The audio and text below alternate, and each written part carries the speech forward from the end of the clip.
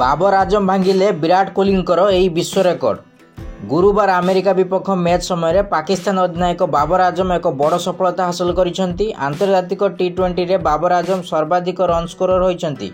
से पूर्वतन भारतीय अधिनायक विराट कोहली रेकर्ड भांगिछंती। एही मैच आरंभ पूर्व टी20 इंटरनेशनल सर्वाधिक रन स्कोर करिवार रेकर्ड विराट कोहली नाम रे थिला। 118 मैच रे विराट 4038 रन संग्रह करथिले, जेतेबेले कि बाबर आजम अमेरिका विपक्ष रे 40 रन इनिंग्स खेली एही रेकर्ड भांगी दैछंती।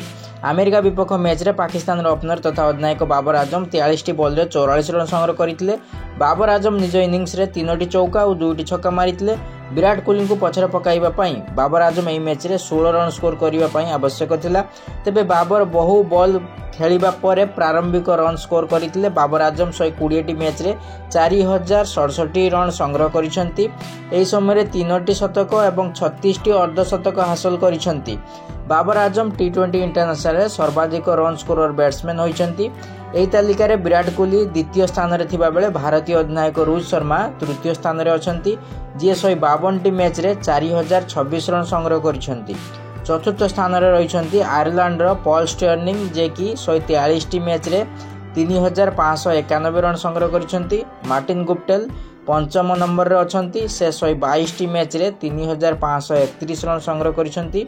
षष्ठ स्थान रे बाबर आजम को सहयोगी मोहम्मद रिजवान अछंती, से 59टी मैच रे 3212 रन संग्रह करिसेंती।